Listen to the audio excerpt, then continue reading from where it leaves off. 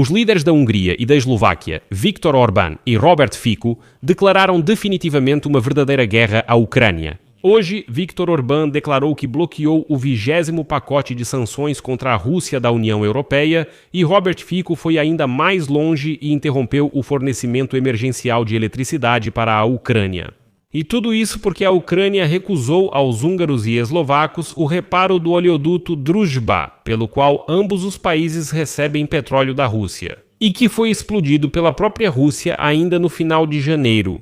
Além disso, hoje Péter Szijjártó, que é o ministro das Relações Exteriores da Hungria, declarou que ele simplesmente não acredita que o oleoduto Druzhba tenha sido atacado pelos próprios russos. E além disso, escolas húngaras começaram a receber cartas, supostamente em ucraniano, com ameaças de atentados terroristas. Como resultado, na Hungria chegaram até a acusar a Ucrânia de ódio. Na prática, Viktor Orbán começou a usar todos os métodos possíveis para explorar o tema da Ucrânia em sua campanha eleitoral. Porque no dia 21 de fevereiro começou oficialmente a temporada eleitoral na Hungria e em abril já haverá eleições. E neste episódio vamos analisar como exatamente Viktor Orbán e Robert Fico pressionam a Ucrânia. E a principal pergunta, por quê? Meu nome é Alexei Petty, vamos discutir esse tema juntos, mas antes de começarmos, peço que você se inscreva neste canal, deixe um like e escreva qualquer comentário neste episódio, além de seguir meu canal no Telegram Petty News. O link está na descrição deste vídeo. Então, hoje, Viktor Orbán declarou que a Hungria vai bloquear o 20º pacote de sanções europeias contra a Rússia devido à interrupção, pela Ucrânia, do transporte de petróleo russo pelo oleoduto Druzhba. Agora uma citação de Orbán.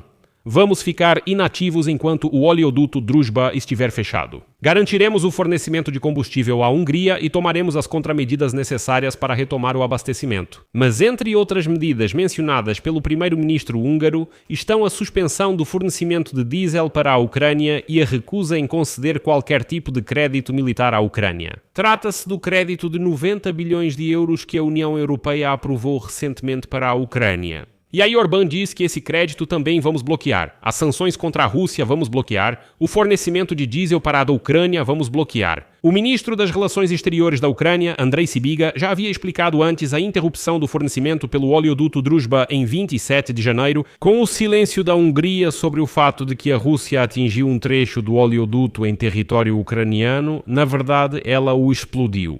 Budapeste respondeu que a Ucrânia teria cortado a energia elétrica nesse trecho do oleoduto. Não houve nenhuma explosão lá. O primeiro-ministro da Eslováquia, Robert Fico, também acusou a Ucrânia em 15 de fevereiro de atrasar deliberadamente a retomada das exportações. Mas pelo menos esse não diz que os russos não atacaram o oleoduto. E hoje o ministro das Relações Exteriores da Hungria, Péter Szijjártó, declarou que o oleoduto Druzhba não foi destruído por um ataque russo e que a Ucrânia tomou uma decisão política de interromper o fornecimento de petróleo russo para a Hungria a fim de apoiar a oposição húngara nas eleições. E essa é a verdadeira razão de toda essa histeria anti-ucraniana. Em abril haverá eleições na Hungria e o partido de Viktor Orbán, de acordo com todas as pesquisas sociológicas, está perdendo. Péter Szijjártó afirmou que supostamente a Rússia não danificou o oleoduto Druzhba e que o próprio ataque foi completamente inventado em Kiev. Em seguida, cito suas palavras. O oleoduto Druzhba não sofreu nenhum dano por parte da Rússia. O próprio oleoduto não foi danificado. Atualmente, não há nenhuma razão física ou obstáculo físico para a retomada do fornecimento de petróleo russo para a Hungria. E é por isso que a Hungria continuará bloqueando tanto o 20º pacote de sanções da União Europeia contra a Federação Russa, quanto a concessão de 90 bilhões de euros em crédito europeu para a Ucrânia. É isso. Isso é pura chantagem contra a Hungria com o objetivo de mudar nossa posição em relação à Ucrânia, à adesão da Ucrânia à UE e a tudo isso. Os ucranianos estão coordenando ações com a oposição húngara, já que a Hungria está na fase de preparação para as eleições. Então, quando os ucranianos decidirem retomar o fornecimento de petróleo, poderemos reavaliar toda essa situação. A bola está com eles, não conosco. Mas, amigos, isso está longe de ser tudo. O mesmo Péter Szijjártó hoje acusou a Ucrânia de uma política anti-húngara, além de nutrir ódio contra a Hungria. O problema é que o Estado ucraniano odeia a Hungria e nos últimos 10 anos tem seguido uma política anti-húngara. a Ucrânia tem agido de forma hostil contra a Hungria. Pergunte aos ucranianos por que interromperam o fornecimento de petróleo à Hungria, por que arriscam a segurança energética húngara e por que não devolvem os direitos da comunidade húngara. Estou curioso para saber a resposta deles. A Comissão Europeia está agindo como uma comissão ucraniana, colocando os interesses da Ucrânia acima dos interesses da Hungria. Peter Siarto, posso responder brevemente que a Ucrânia não fornece petróleo russo para a Hungria porque essa Rússia suja e selvagem ganha dinheiro com esse petróleo e depois gasta esse dinheiro em projéteis e mísseis que são lançados contra a Ucrânia. Enquanto você diz que não há guerra nenhuma e que tudo isso foi inventado pelos ucranianos, a Rússia atacou o oleoduto e depois disso ele já quebrou. O primeiro-ministro eslovaco, Robert Fico, declarou que a Eslováquia está suspendendo o fornecimento emergencial de eletricidade para a Ucrânia, apesar da situação extremamente difícil na Ucrânia devido aos ataques russos. A seguir, uma citação de Fico. A partir de hoje, entram em vigor as regras de que, se a parte ucraniana pedir ajuda à Eslováquia para estabilizar a rede energética ucraniana, essa ajuda não será fornecida. Trata-se do primeiro passo de retaliação ao qual o governo da Eslováquia tem direito sem violar quaisquer regras ou obrigações internacionais. Se a Ucrânia continuar prejudicando o fornecimento de petróleo russo para a Eslováquia, o governo revisará suas posições construtivas anteriores em relação à adesão da Ucrânia à UE e preparará novas medidas.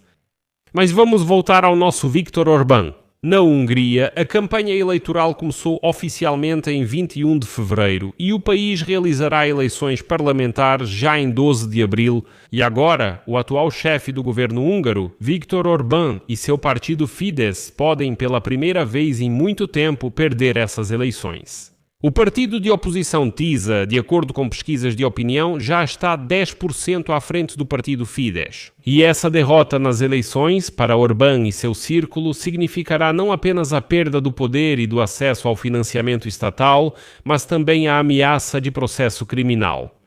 E muitos ali podem estar envolvidos em corrupção. E o governo do primeiro-ministro húngaro continua comprando o petróleo da Rússia, já que recebe descontos significativos.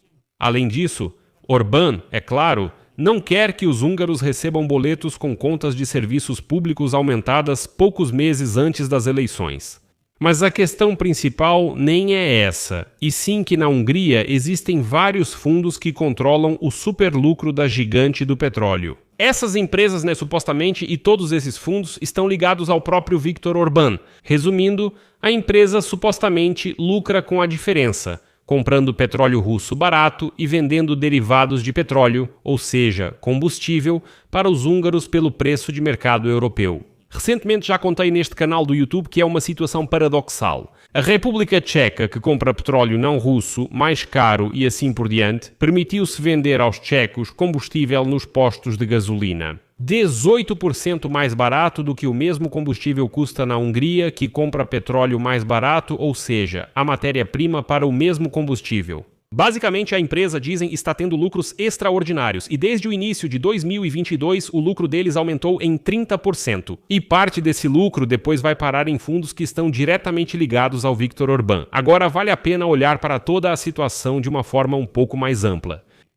Viktor Orbán está tentando agora desacreditar o líder do partido TISA, Péter Magyar, e este último informou recentemente que a equipe de Viktor Orbán planeja chantageá-lo com a publicação de vídeos íntimos com sua parceira, que foram gravados por uma câmera escondida. Magyar chamou essas ações da equipe de Orbán de uma campanha ao estilo russo. Mas outro elemento-chave da campanha eleitoral de Viktor Orbán é a retórica anti-ucraniana. E aqui Orbán joga de forma extremamente suja.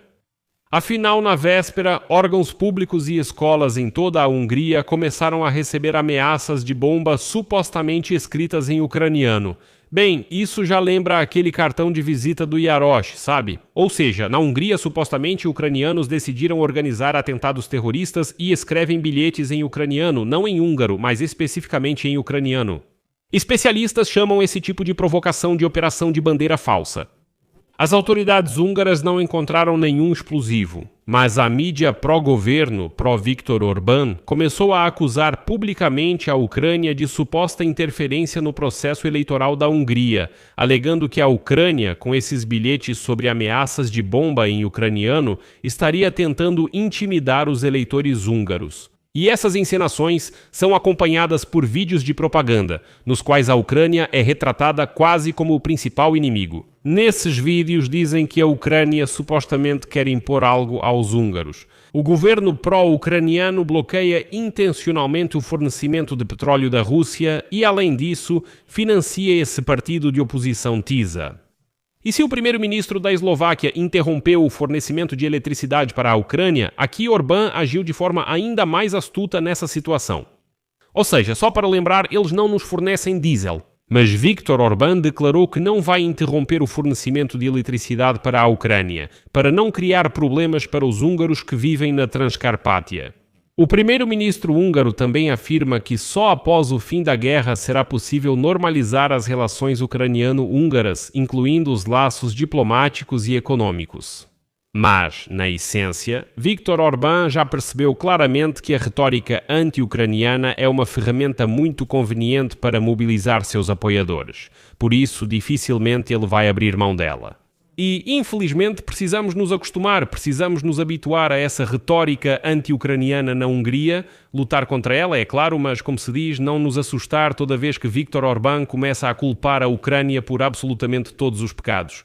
Aqui eu faço uma pausa. Sua opinião, suas conclusões, escreva nos comentários abaixo deste episódio, inscreva-se no canal, ative o sininho e não se esqueça de deixar um like se este episódio foi interessante e útil para você. Você pode apoiar financeiramente o trabalho deste canal do YouTube com qualquer doação ou assinatura paga pelos links e dados na descrição do vídeo ou pelo código QR na sua tela. É isso por hoje, cuidem-se, até mais a todos.